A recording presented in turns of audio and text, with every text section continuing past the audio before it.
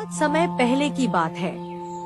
माधवपुर नामक गांव में एक गरीब किसान अपनी बूढ़ी अम्मा के साथ रहा करता था। उसके पास एक छोटी सी जमीन थी जो कि बंजर हो चुकी थी। फिर भी वह दिन रात उस पर मेहनत करता था। मोहन बहुत ही मेहनती और ईमानदार था। वह एक आत्मविश्वास से भरा हुआ व्यक्ति था जिसे ना हालातों से डर लगता था ना ही लोगों की बातों से। हर दिन सूरज उगने से पहले ही वह उसी आत्मविश्वास के साथ उठता और अपने खेत की ओर बढ़ता जहां सिर्फ बंजर जमीन थी, लेकिन उसके सपनों की हरियाली छिपी हुई थी। उसे यकीन था कि एक दिन उसकी मिट्टी उसे जरूर जवाब देगी, सोने जैसी फसल बनकर। ओ बेटा मोहन, तेरे लिए मैंने जमींदार से बात कर ली है। वो तुझे अपने पास काम पर रख लेंगे। तू भी जाकर उनसे एक बार बात कर ले बेटा। अब हमारे बस की बात नहीं रही। कम से कम वहाँ रहकर तू अपना गुजारा तो कर पाएगा।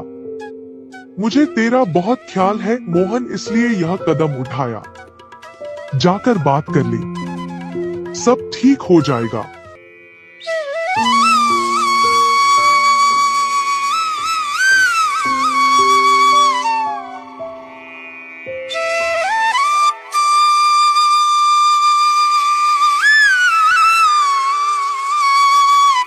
तुमने क्यों बात की वहाँ?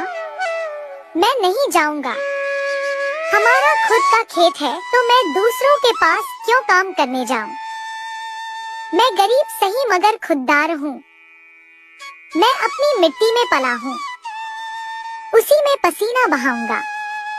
चाहे जितनी भी मुश्किल हो अम्मा, मैं अपनी ही जमीन पर मेहनत करूंगा। किसी और की नौकरी नहीं करूंगा। अरे मोहन, उस बंजर जमीन में क्या उगाएगा तू? वो जमीन अब बिल्कुल बेकार हो गई है बेटा। ना उसमें नमी बची है ना जान। तू अपनी जिंदगी यूं ही जाया कर देगा। उस जमीन को संवारते संवारते मैं जानती हूँ तेरा हौसला बड़ा है, पर बेटा हौसले से पेट नहीं भरता। तू मेरी बात मान ले। वो जमींदार कम से कम तुझे रोज की रोटी तो देगा। अपनी जिद छोड़ दे बेटा। तू थक जाएगा पर वो जमीन कुछ नहीं देगी तुझे। अरे अम्मा, तुम बेकार में ही इतनी परेशान हो रही हो।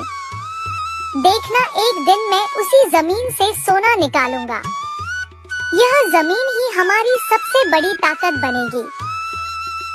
मोहन खेत में काम कर ही रहा था कि तभी वहाँ पर एक आदमी आकर बोला, अरे मोहन भैया, आपको भी मानना पड़ेगा। आप फिर से इस बंजर जमीन पर मेहनत कर रहे हैं। अरे मंगेश भैया, अब क्या करें? जमीन हमसे ज्यादा मेहनत करवा रही है, पर क्या करें? धरती तो माँ समान होती है। जैसा वह चाहे वैसा ही करना पड़ता है। कभी सख्त हो जाती है, कभी चुपचाप सब सह लेती है, कभी बीज को छुपा लेती है तो कभी उसे जीवन दे देती है। हम तो बस उसके बच्चे हैं जो उसके हर रंग को अपनाना जानते हैं। थक तो जाते हैं भैया, पर जब मिट्टी की खुशबू आती है ना तो सारी थकान उतर जाती है। उम्मीद है यह माँ हमें खाली हाथ नहीं लौटाएगी। बस थोड़ा और सब्र, थोड़ा और विश्वास। आप जैसा मूर्ख तो मैंने आज तक नहीं देखा भैया। क्या सोचते हो आप? दुनिया कहां से कहां पहुंच गई और आप अब भी उसी बंजर जमीन से उम्मीद लगाए बैठे हैं। मोहन के पास उस आदमी की बातों का कोई जवाब नहीं था। वह वहाँ से अपने घर चला जाता है। जब दोपहर को मोहन थक हार कर घर पहुँचता है तो देखता है कि माँ बुझे हुए चूल्हे के पास चुपचाप बैठी है। क्या हुआ अम्मा? तुम ऐसे क्यों बैठी हो? खाना क्यों नहीं बनाया? क्या बात है? बेटा, चूल्हा जलाने के लिए लकड़ियाँ नहीं है, इसीलिए चूल्हा कैसे जलेगा? बस इतनी सी बात है अम्मा। मैं अभी जाकर ले आता हूँ लकड़ियाँ। मोहन लकड़ियाँ लाने जंगल चला